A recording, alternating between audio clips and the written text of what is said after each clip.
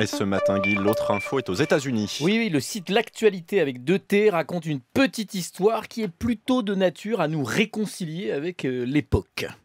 Alors, les réacs, les ronchons, les grincheux qui ont leur ronde serviette dans les médias, dont parlait Gilbert Collard, ont à peu près réussi à imposer partout l'idée que c'était mieux avant. En gros, le progrès technologique nous a tous rendus idiots, stupides, incultes, surtout les jeunes. D'ailleurs, notre jeunesse est idiote, abrutie, rendue violente, incontrôlable par les jeux vidéo, avilie par la télé-réalité. Nos mômes qui ne lisent plus et qui ne savent plus écrire ne sont plus bons qu'à poser en photo pour se faire des selfies.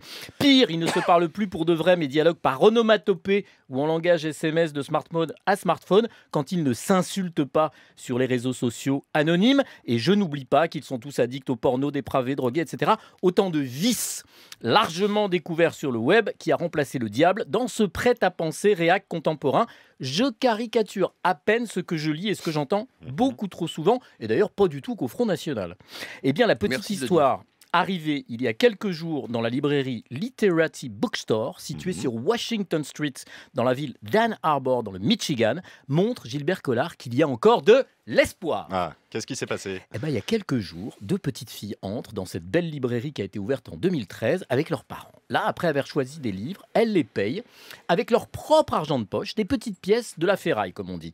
La libraire demande aux parents s'il arrive souvent à ses fillettes d'acheter des livres en utilisant leur argent. La mère répond par l'affirmative, mais surtout elle explique, et c'est là le plus beau, que pour sa plus jeune fille, le livre qu'elle vient d'acheter, c'est son tout premier achat de sa vie avec son propre argent. Cette fillette achète quelque chose seule avec son propre argent pour la première fois de sa vie.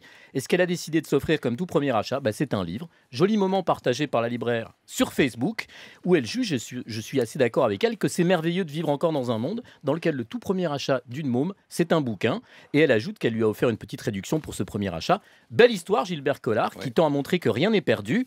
Vous aussi, vous pensez que c'était mieux avant ou qu'on peut avoir un peu d'espoir? J'y étais pas avant, donc ça ne pouvait pas être mieux. Oui, mais vous lisez. Ah, alors, moi, je suis un grand lecteur de Stéphane Zweig.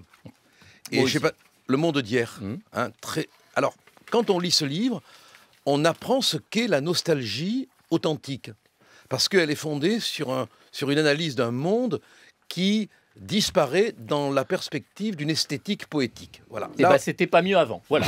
Ça sera le mot de la fin. Ça sera pire demain. Merci Gilbert Collard.